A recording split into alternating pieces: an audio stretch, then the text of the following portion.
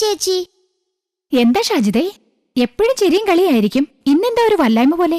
അതാണോ ചേച്ചി, ഇന്നലെ ഞാൻ സ്കൂളിൽ പോയില്ല. പക്ഷെ ഇന്നലെ ടീച്ചർ ബീർബലിന്റെ കഥ പറഞ്ഞിരിക്കുന്നു. എനിക്കത് ഭയങ്കര ഇഷ്ടമാ. എനിക്കത് കേൾക്കാൻ പറ്റിയില്ല. ചേച്ചി അത് വായിച്ചു കാണുമല്ലോ, എനിക്ക് പറഞ്ഞു തരുമോ? സോറി ഷാജിദേ, ഞാനത് കൊച്ചിലെ പഠിച്ചതല്ലേ, ഇപ്പൊ എനിക്ക് ഒന്നും ഓർമ്മയില്ല. എന്താ കുട്ടികളെ, എന്തിനെ കുറിച്ചാണ് സംസാരിച്ചുകൊണ്ടിരിക്കുന്നത്? അല്ല, നിങ്ങളാരാ? ഇദ്ദേഹത്തെ ഞാൻ എവിടെയോ കണ്ടിട്ടുണ്ടല്ലോ. ഞാനാണ് ബീർബൽ. ഓ, ബീർബലാണോ? അതെ അതെ, ബീർബൽ തന്നെ. ഞാനും പുസ്തകത്തിൽ കണ്ടിട്ടുണ്ട്. ബീർബൽ, നിങ്ങളുടെ കഥകൾ പറയാമോ? തീർച്ചയായിട്ടും. നിങ്ങൾ സംസാരിച്ചുകൊണ്ടിരുന്നത് ഞാൻ ശ്രദ്ധിക്കുന്നുണ്ടായിരുന്നു. ഞാൻ പറയുന്ന കഥകൾ കൊച്ചു കൂട്ടുകാരായ നിങ്ങൾക്ക് വളരെ പ്രയോജനമുള്ളതായിരിക്കും. വിളക്ക് കത്തിച്ചാൽ വെളിച്ചമല്ലേ കിട്ടുക? അതെ, വെളിച്ചമാണ് കിട്ടുക. പിന്നെ ചൂടാണോ കിട്ടുക? അപ്പൊ എന്റെ മഹാരാജാവ് എന്ത് കരുതിയെന്നോ, ചൂട് കിട്ടുമെന്നാണ്. പിന്നെ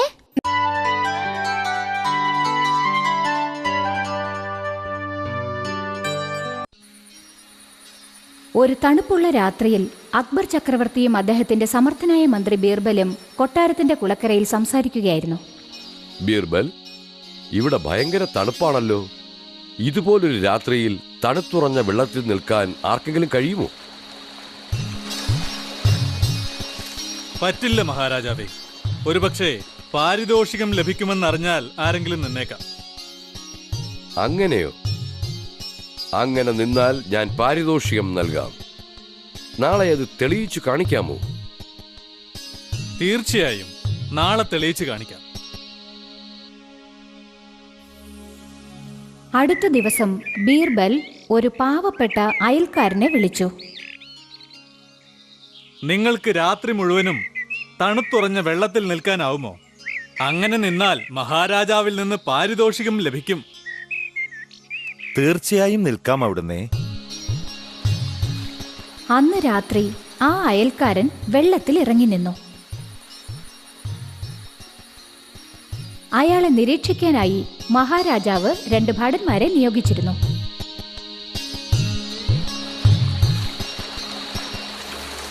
അടുത്ത ദിവസം രാവിലെ മഹാരാജാവ് അയാളെ കാണാനായി വന്നു. നിനക്ക് ഇത്രയും തണുപ്പുള്ള വെള്ളത്തിൽ നിൽക്കാൻ എങ്ങനെ സാധിച്ചു? മഹാരാജാവേ, കൊട്ടാരവിളക്കിന്റെ വെളിച്ചം എന്റെ മേൽ പതിച്ചുകൊണ്ടിരുന്നത് കൊണ്ട് അത് നോക്കി ഞാൻ രാത്രി മുഴുവനും നിന്നു. അപ്പോൾ വിളക്കിന്റെ ചൂടാണ് നിന്നെ തണുത്ത വെള്ളത്തിൽ നിൽക്കാൻ സഹായിച്ചതല്ലേ? അതിനാൽ നിനക്ക് പാരിതോഷികം തരാൻ സാധിക്കില്ല.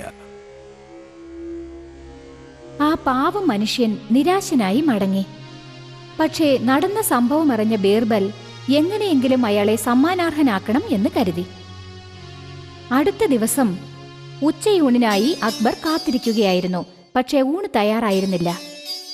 എന്താണ് പറ്റിയത് എന്നറിയാനായി അക്ബർ അടുക്കളയിലേക്ക് പോയി.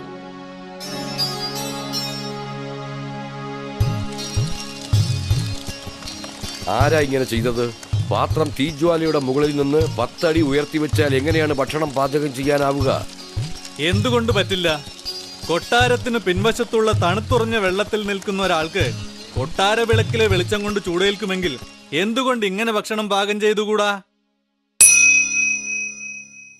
അക്ബർ തന്റെ തെറ്റ് മനസ്സിലാക്കി ആ പാവ മനുഷ്യന് പാരിതോഷികങ്ങൾ നൽകി.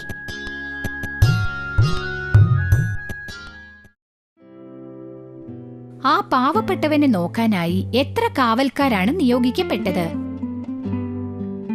6, 2, 12, 3.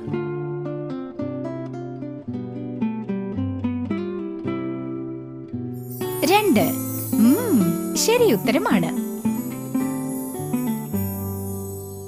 നമ്മുടെ നാട്ടിൽ മൂടന്മാർക്ക് യാതൊരു ബുദ്ധിമുട്ടുമില്ല. പക്ഷേ ആ കാലത്ത് മൂടന്മാരെ തേടിക്കൊണ്ടുവരണമെന്ന് ഞങ്ങൾ രാജാവ് ഉത്തരവ് പുറപ്പെടുവിച്ചു.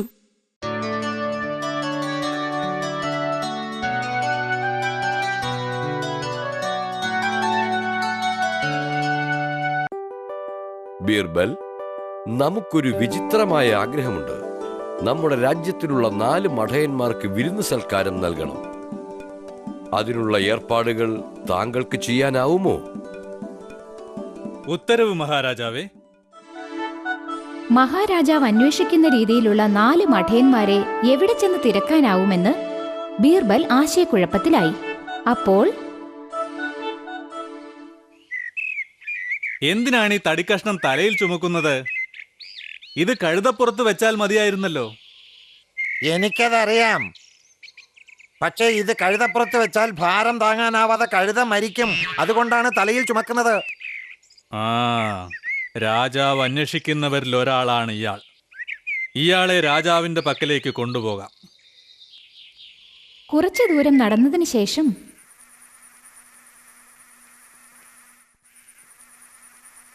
നിങ്ങൾ എന്താണ് അന്വേഷിക്കുന്നത്?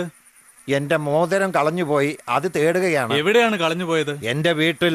പിന്നെന്താ ഇവിടെ തേടുന്നത്? അവിടെ ഇരുട്ടാണ്, ഇവിടെ വെളിച്ചമുണ്ടല്ലോ, അതുകൊണ്ടാണ് ഇവിടെ തേടുന്നത്. അടുത്ത ദിവസം 2 മടയന്മാരെയല്ലേ കൊണ്ടുവന്നിട്ടുള്ളൂ? മറ്റു 2 പേരെവിടെ? സത്യം പറയുന്നതിൽ വിഷമിക്കരുത് മഹാരാജാവേ. നമ്മളാണ് മറ്റു 2 മടയന്മാർ. എന്ത്? നമ്മുടെ പ്രജകൾക്കായി ചെയ്യാൻ എത്രയോ ജോലികൾ ബാക്കിയുള്ളപ്പോ അവിടുന്ന് മഠയന്മാരെ അന്വേഷിക്കാൻ പറഞ്ഞു. ഞാൻ അന്വേഷിക്കുകയും ചെയ്തു. അതുകൊണ്ട് നമ്മളാണ് മറ്റു 2 വലിയ മഠയന്മാർ.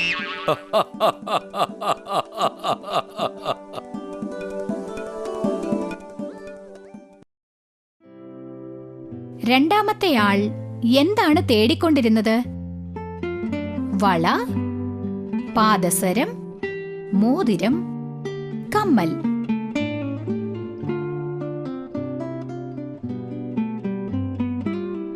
മോതിരം. ഉത്തരം വളരെ ശരിയാണ്. നിങ്ങൾ മായാജാലം ചെയ്യുമെന്ന് കേട്ടിട്ടുണ്ട്.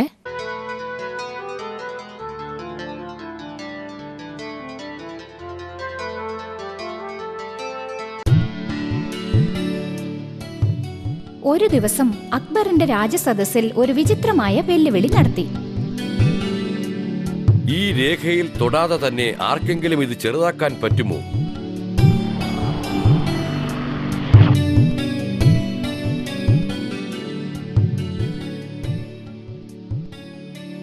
തൊടാതെയോ?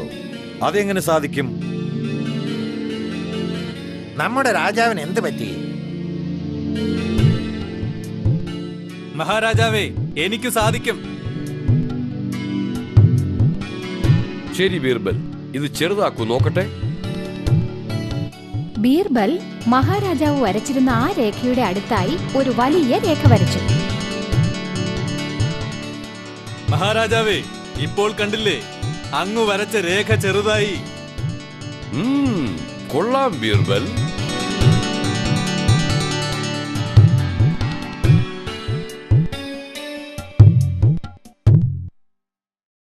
രേഖ എങ്ങനെയാണ് ചെറുതായത്? വലിയ രേഖയോടൊപ്പം താരതമ്യപ്പെടുത്തിയപ്പോൾ, മായ്ച്ചപ്പോൾ, മാന്ത്രിക വിദ്യ ചെയ്തപ്പോൾ,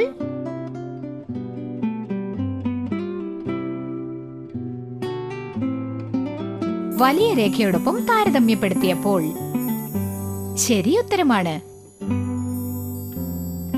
ഷാജിദേ, ഇപ്പൊ കണ്ടില്ലേ, ഇന്നലെ നീ സ്കൂളിൽ പോകാത്തതുകൊണ്ട് ബീർബൽ നേരിട്ട് വന്ന് നിന്നോട് കഥ പറയാൻ പോകുന്നു. അതെ ചേച്ചി, എല്ലാം നന്മയ്ക്കാണ്. എല്ലാം നന്മയ്ക്കാണെന്നുള്ള ഈ ചിന്തയാണ് അന്ന് എന്നെ രക്ഷപ്പെടുത്തിയത്.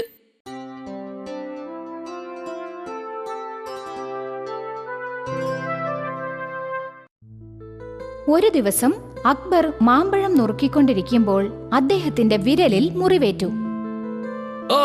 അയ്യോ! എല്ലാം നന്മയ്ക്ക് തന്നെ. എന്ത്? എനിക്ക് വേദനിക്കുന്നു? തനിക്ക് തമാശയാണോ? ആരവിടെ? ഇയാളെ കാരാഗ്രഹത്തിൽ അടയ്ക്കൂ. എല്ലാം നന്മയ്ക്ക് തന്നെ. അടുത്ത ദിവസം അക്ബർ നായാട്ടിനായി പോയപ്പോൾ കാട്ടുവാസികളുടെ പിടിയിൽ അകപ്പെടാൻ ഇടയായി.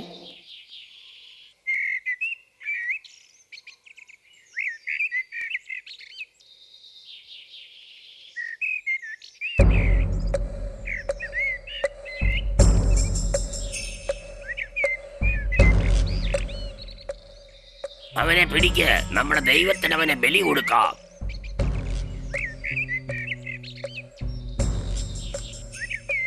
ബലി കൊടുക്കരുത്, അവന്റെ വിരലിൽ മുറിവേറ്റിട്ടുണ്ട്. മുറിവേറ്റ ഒന്നിനെയും നമ്മുടെ ദൈവം സ്വീകരിക്കില്ല. അതുകൊണ്ട് ഇവനെ വിട്ടേക്കാം. ബീർബൽ പറഞ്ഞത് ശരി തന്നെ. മുറിവേറ്റതും ഒരു വിധത്തിൽ നല്ലത് തന്നെ.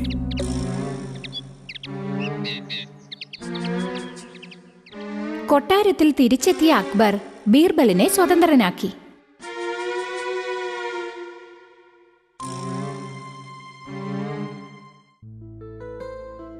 തന്നെ കാരാഗ്രഹത്തിൽ അടച്ചപ്പോഴും എല്ലാം നന്മയ്ക്ക് തന്നെ എന്ന് പറഞ്ഞില്ലേ, അതെന്തുകൊണ്ടാ? എന്നെ കാരാഗ്രഹത്തിൽ അടച്ചില്ലായിരുന്നുവെങ്കിൽ ഞാനും അങ്ങയോടൊപ്പം വരുമായിരുന്നു. അപ്പോൾ കാട്ടുവാസികൾ അങ്ങയെ വിട്ടിട്ട് എന്നെ കൊല്ലുമായിരുന്നു. വളരെ ശരിയാണ് ബീർബൽ.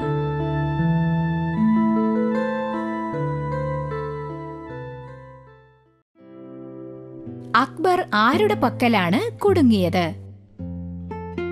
കാവൽക്കാർ, കാട്ടുവാസികൾ, മൃഗങ്ങൾ, പ്രേതങ്ങൾ.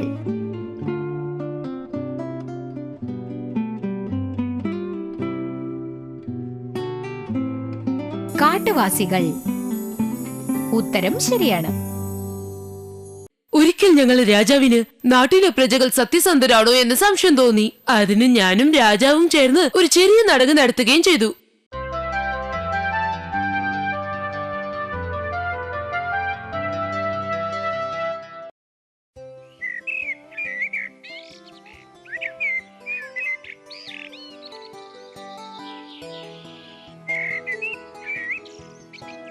ബീർബൽ, നമ്മുടെ പ്രജകളെല്ലാവരും സത്യസന്ധരാണെന്ന് തോന്നുന്നു. അങ്ങനെ പറയാൻ പറ്റില്ല മഹാരാജാവേ. എല്ലാ ജനങ്ങളും പുറമേ കാണും പോലെ സത്യസന്ധരല്ല. അതെയോ? അതെങ്ങനെ പറയാൻ പറ്റും? നാളെ തന്നെ ഞാനത് തെളിയിക്കാം.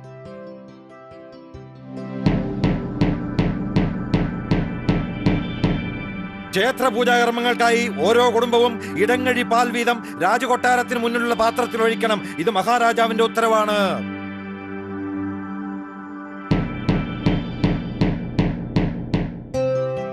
എല്ലാവരും ഇടങ്ങഴി പാൽ വീതം പാത്രത്തിൽ കൊണ്ടുവന്നൊഴിച്ചു.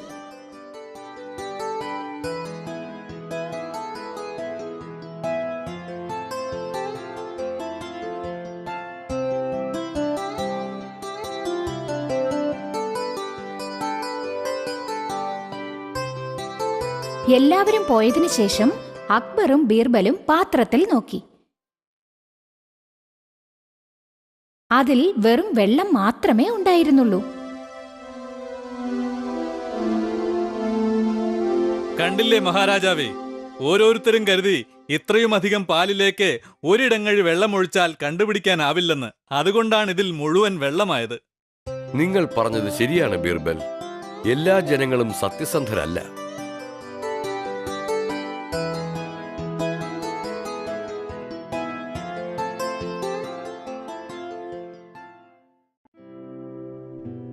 അക്ബർ എത്ര പാലാണ് കൊടുക്കാൻ പറഞ്ഞത്?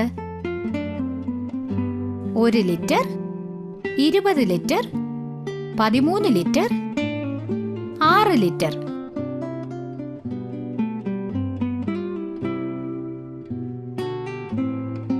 ഒരു ലിറ്റർ. വളരെ ശരിയാണ്. ബീർബൽ, നിങ്ങൾ കുതിരക്കാരന് വിധി പറഞ്ഞതായി ഞാൻ കഥയിൽ വായിച്ചിട്ടുണ്ട്. അതെന്താണെന്നൊന്ന് പറയാമോ? തീർച്ചയായും പറയാം.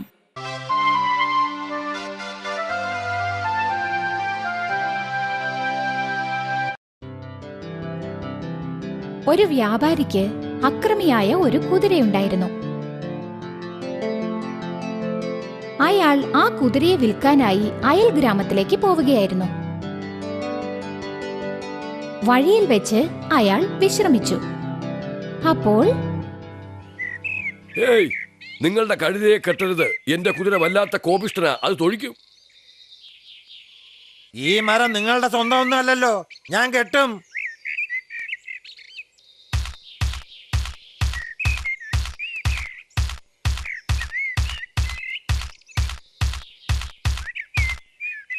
നോക്ക്, നിങ്ങളുടെ കുതിര എന്റെ കഴുതയെ കൊന്നു. ആദ്യം എനിക്ക് വേറൊരു കഴുതയെ വാങ്ങിച്ചു തന്നിട്ട് പോയാ മതി. ഞാൻ എത്ര പറഞ്ഞിട്ട് കേൾക്കാതെ നിങ്ങൾ അതിനെ കെട്ടിയില്ലേ? അതുകൊണ്ട് ഞാൻ അതിന് ഉത്തരവാദിയല്ല. അപ്പൊ ഞാൻ കോടതിയിലേക്ക് പോകും.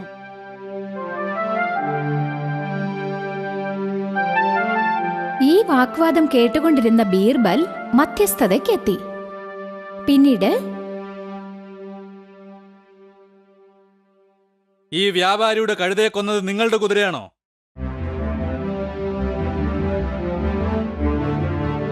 ചോദിച്ചത് കേട്ടില്ലേ? നിങ്ങളെന്താ ഊമയാണോ?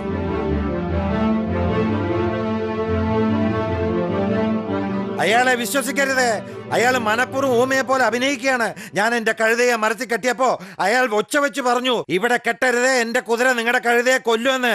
ഈ മരം അയാളുടെ സ്വന്തമാണെന്ന വിചാരം. ഊമയെ പോലെ അഭിനയിക്കുന്ന ഇയാളെ വിശ്വസിക്കരുത്. കൊള്ളാം. ഇയാൾ മുന്നറിയിപ്പ് നൽകിയിട്ടും താൻ കഴുതയെ മരത്തിൽ കെട്ടിയത് കൊണ്ടാണ് അത് മരിച്ചതല്ലേ?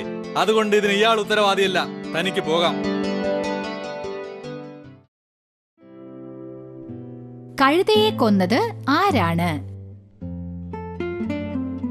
നായ, കുതിര, നരി, സിംഹം?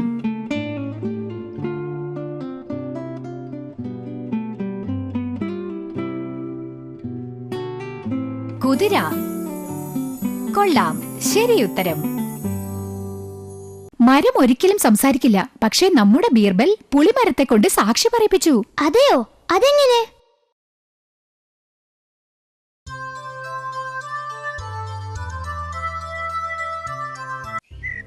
ഒരു വൃദ്ധൻ അയൽ ഗ്രാമത്തിലേക്ക് കാട്ടിലൂടെ പോയിക്കൊണ്ടിരിക്കുകയായിരുന്നു. അവിടെ വെച്ച് അയാളുടെ സുഹൃത്തിനെ കണ്ടുമുട്ടി. സുഹൃത്തേ, ഇത് മുഴുവൻ എന്റെ സമ്പാദ്യമാണ്. ഞാൻ തിരിച്ചു വന്നാലുടനെ ഇത് വാങ്ങിച്ചു കൊള്ളാം. ഇത് സൂക്ഷിച്ചു കൊള്ളാമോ? തീർച്ചയായും. നിങ്ങൾ വിഷമിക്കാതെ പോയിട്ട് വരൂ.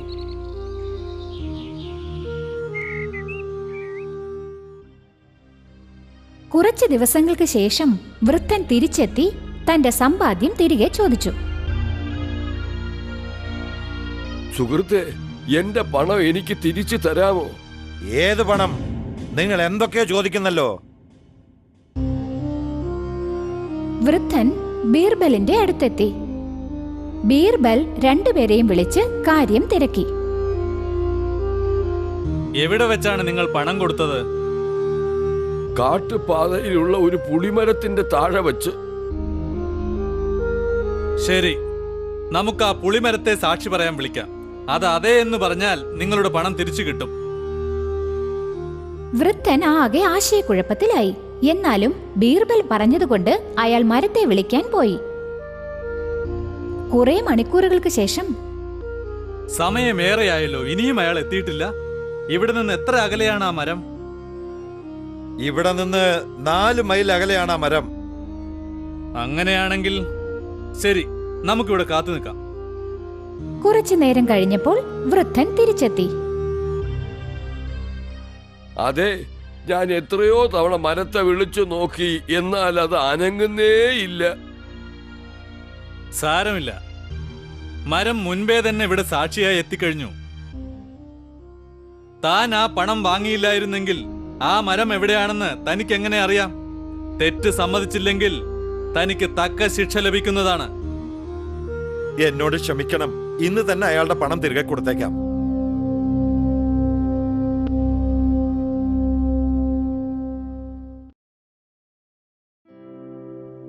നീതിപീഠത്തിൽ നിന്ന് എത്ര ദൂരെയാണ് മരം നിന്നിരുന്നത്?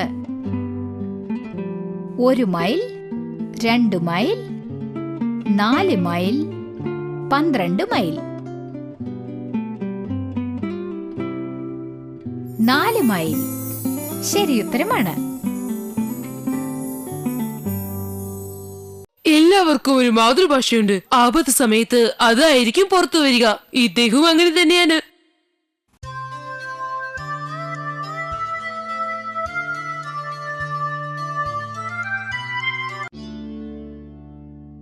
ഒരിക്കൽ ഒരു ബഹുഭാഷാ പണ്ഡിതൻ അക്ബറിന്റെ രാജസദസ്സ് സന്ദർശിച്ചു. പണ്ഡിതനായ അങ്ങയെ കണ്ടതിൽ സന്തോഷം. ഞങ്ങളുടെ ആതിഥ്യം സ്വീകരിച്ച് ഞങ്ങളോടൊപ്പം താമസിച്ച് ഞങ്ങളെ അനുഗ്രഹിക്കണം. അവിടുത്തെ ഇഷ്ടം പോലെ മഹാരാജാവേ. താങ്കളുടെ മാതൃഭാഷ എന്താണെന്ന് അറിയാൻ ആഗ്രഹമുണ്ട്. എനിക്ക് ഈ ലോകത്തിലുള്ള എല്ലാ ഭാഷകളോടും മാതൃഭാഷയോടെന്ന പോലെ സ്നേഹമുണ്ട് മഹാരാജാവേ. ആ പണ്ഡിതന്റെ മാതൃഭാഷ അറിയാൻ ആകാംക്ഷ തോന്നിയ അക്ബർ ബീർബലിനോട് സഹായം അഭ്യർത്ഥിച്ചു. മഹാരാജാവേ, അവിടത്തേക്ക് അറിയണമെന്നുണ്ടെങ്കിൽ ഞാൻ സഹായിക്കാം. ഇന്നു രാത്രി എന്നോടൊപ്പം വന്നാലും. പണ്ഡിതൻ അഗാധ നിദ്രയിലായിരുന്നപ്പോൾ ബീർബലും അക്ബറും അയാളുടെ മുറിയിൽ കടന്ന് പൊരുതെ തല്ലാൻ തുടങ്ങി.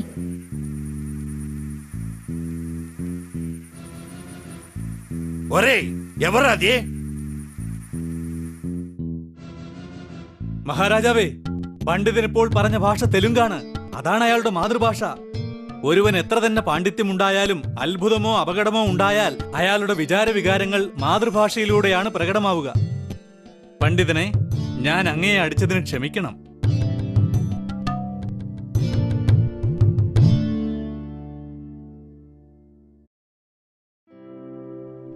പണ്ഡിതന്റെ മാതൃഭാഷ എന്താണ്?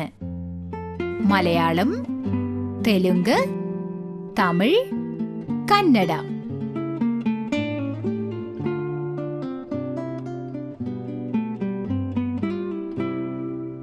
തെലുങ്ക്. ഉത്തരം ശരിയാണ്. നമ്മുടെ ബീർബൽ വിചാരിച്ചാൽ വാക്കിംഗ് സ്റ്റിക്ക് പോലും വളരും. അതെ അതെ, അതൊരു രസകരമായ കഥയാണ്.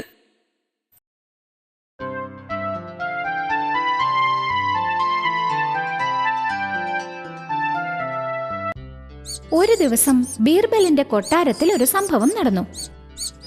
അങ്ങനെ എന്റെ പണവും സ്വർണ്ണാഭരണങ്ങളും മുഴുവൻ മോഷ്ടിക്കപ്പെട്ടു. അങ്ങേക്ക് മാത്രമേ അത് കണ്ടുപിടിക്കാൻ എന്നെ സഹായിക്കാനാവൂ. നിങ്ങൾക്ക് ആരെയെങ്കിലും സംശയമുണ്ടോ? എന്റെ വീട്ടിൽ ജോലി ചെയ്യുന്ന ജോലിക്കാരുടെ മേൽ സംശയമുണ്ട്. അടുത്ത ദിവസം ബീർബൽ 4 ജോലിക്കാരെയും വിളിച്ചു വരുത്തി ഓരോരുത്തർക്കും ഓരോ മാന്ത്രികക്കോൽ കൊടുത്തു.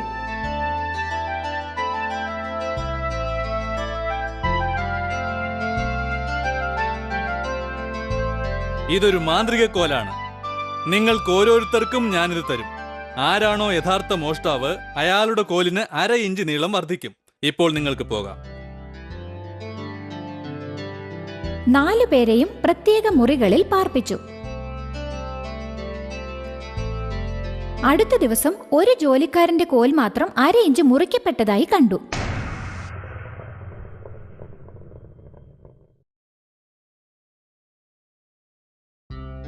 നീയാണ് കുറ്റവാളി. സത്യമാണ്, എന്നോട് ക്ഷമിക്കണം. എങ്ങനെ കണ്ടുപിടിച്ച അങ്ങന്ന്? ലളിതം. ഇതൊരു മാന്ത്രിക കോലുമല്ല. ഇത് വളരുകയുമില്ല. ഇതിന് 1/2 ഇഞ്ച് നീളം വർദ്ധിച്ചാൽ സത്യം വെളിച്ചത്താകുമെന്ന് ഭയന്ന് ഇയാൾ ഈ കോൽ 1/2 ഇഞ്ച് മുറിച്ചു കളഞ്ഞു. അതുകൊണ്ട് ഇയാളാണ് മോഷ്ടാവ്.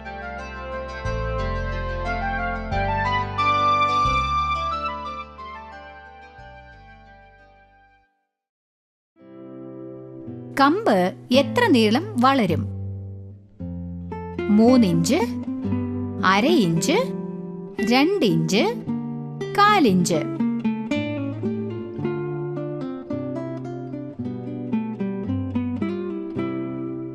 അര ഇഞ്ച്.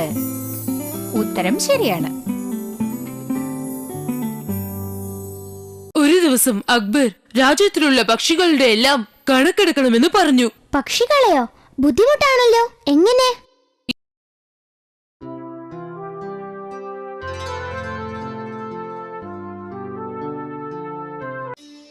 ഒരു ദിവസം അക്ബറിന് ബീർബലിനെ പരീക്ഷിക്കണം എന്ന് തോന്നി. ബീർബൽ, നമുക്ക് പക്ഷികൾ ഒഴികെ മറ്റ് എല്ലാ നദികളുടെയും കുളങ്ങളുടെയും ജനങ്ങളുടെയും എല്ലാം ശരിയായ കണക്കുണ്ട്. അതുകൊണ്ട് ഞാൻ നിങ്ങൾക്ക് പക്ഷികളുടെ കണക്കെടുപ്പ് നടത്താനുള്ള ചുമതല നൽകുന്നു. മഹാരാജാവ് എന്നെ പരീക്ഷിക്കുകയാണല്ലോ. നാളെ കാണാം. ശരി മഹാരാജാവേ, നാളെ അറിയിക്കാം. അടുത്ത ദിവസം രാജസദസ്സിൽ പറയൂ ബീർബൽ, പക്ഷികളുടെ കണക്കെടുപ്പ് നടത്തിക്കഴിഞ്ഞോ? കഴിഞ്ഞു മഹാരാജാവേ. 8000 തത്തകൾ, 10000 കാക്കകൾ, 3000 കൊക്കുകൾ, 412 മയിലുകൾ, പിന്നെ 3412 പ്രാവുകളുമുണ്ട്. ഞാൻ ഇത് അംഗീകരിക്കുന്നു.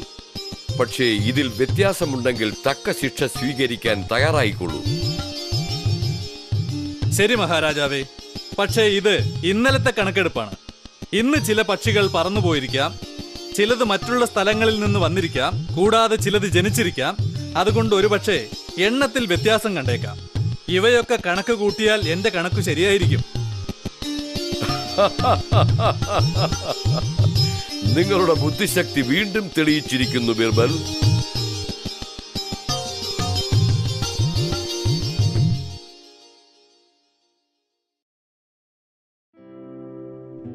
എത്ര മൈലുകൾ ഉണ്ടെന്നാണ് ബീർബൽ പറഞ്ഞത്?